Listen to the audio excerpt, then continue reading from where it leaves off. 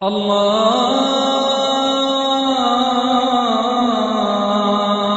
আকবার, আল্লাহু আকবার, আল্লাহু আকবার, আল্লাহু আকবার।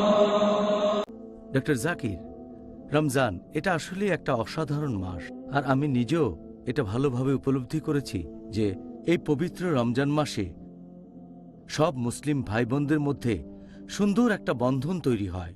এই রমজান তার ভ্রাতৃত্ববোধ সম্পর্কে বিশেষ কিছু কি বলা হয়েছে?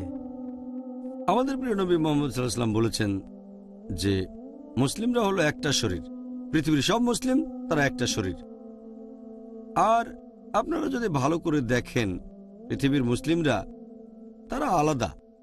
আমরা বিভিন্ন গোত্রের, আমাদের মুখের ভাষা আলাদা, আমাদের গায়ের রং আলাদা, আমাদের জাতি আলাদা, তারপর আমাদের দেশও আলাদা। মুসলিমরা এখন বিভিন্ন গোত্রের আলাদা, তবে একটা দিকে আমরা সবাই এক, লা ইলাহা ইল্লাল্লাহ মুহাম্মাদুর রাসূলুল্লাহ, অর্থাৎ আল্লাহ তাআলা ব্যতীত অন্য কোনো উপাস্য নেই, আর নবী মুহাম্মদ সাল্লাল্লাহু আলাইহি ওয়াসাল্লাম আল্লাহর রাসূল। তাহলে এই কালেমার উপর ভিত্তি করে আমরা পৃথিবীর সব মুসলিম এক।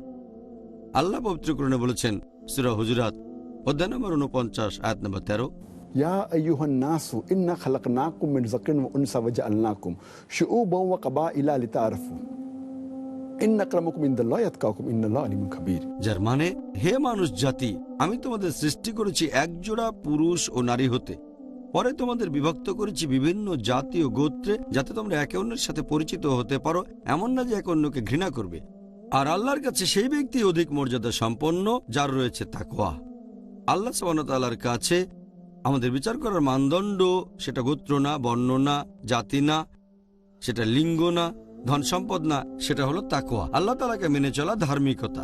আর এই পবিত্র রমজান মাসে আল্লাহ কোরআনে বলেছেন সূরা বাকারা অধ্যায় 2 আয়াত 183, লাআল্লাকুম তাত্তাকুন, যাতে করে তোমরা হতে পারো মুত্তাকি, তোমাদের তাকওয়া বাড়াতে পারো। আমাদের তাকওয়া যত বাড়বে, পৃথিবীর মুসলিমরা আমরা তত বেশি একতাবদ্ধ হব। আমরা তো একটাই জাতি, গোত্র বা বর্ণ আমাদের আলাদা করতে পারে না, আমরা এক জাতি। আর এই পবিত্র রমজান মাসে আমাদের তাকওয়া বেড়ে যায়, আমাদের একতা বেড়ে যায়। আর এই একতার সবচেয়ে বড় উদাহরণ আমরা দেখেছি নবী সাল্লাল্লাহু আলাইহি ওয়াসাল্লামের সময়। সাহাবীগণ তখন বিভিন্ন দেশ থেকে আসতেন, গায়ের রং আলাদা, জাতি আলাদা। উদাহরণ হিসেবে হযরত আবু বকর রাদিয়াল্লাহু আনহু, তিনি ছিলেন কুরাইশ।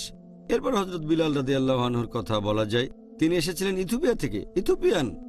তারপর হযরত শুআইব রাদিয়াল্লাহু আনহু, তিনি ছিলেন রোমান।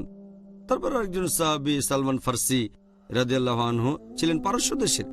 তাহলে তারা ছিলেন বিভিন্ন দেশের আলাদা জাতি, গায়ের রং আলাদা। আমরা যদি ইসলামের ইতিহাস ভালো করে দেখি, দেখবেন সেখানেও একই। উদাহরণ হিসেবে ইমাম বুখারী, তিনি খুব বিখ্যাত বিশেষজ্ঞ, এসেছিলেন বুখারা থেকে, তিনি আরব নন। এরপর মোহাম্মদ দিকানকারার, তিনি ছিলেন তুরস্কের লোক। এরপর আরো আছেন সালাদিন আইয়ুবী, তিনি ছিলেন কুর্দি। আরো বলা যায় আল্লামা ইকবাল এসেছেন ভারত থেকে। তাহলে আমরা দেখতে পাচ্ছি যে মুসলিমরা পৃথিবীর যে কোনো প্রান্তের হতে পারে। আর এই একতা রমজানে আমরা বেশি করে পালন করে থাকি, কারণ এই সময় আমাদের তাকওয়া লেভেল বৃদ্ধি পায়। আমাদের নবী মুহাম্মদ সাল্লাল্লাহু আলাইহি সাল্লাম বলেছেন, এটা আছে সহিহ বুখারীতে খণ্ড নম্বর 1 হাদিস নম্বর 468, নবী মুহাম্মদ সাল্লাল্লাহু আলাইহি সাল্লাম বলেছেন, একজন বিশ্বাসী মুসলিম, একজন মুমিন আরেকজন মুসলিমের কাছে দেয়ালে বসানো ইটের মতো, এই কথা বলে এইভাবে হাত চাপ।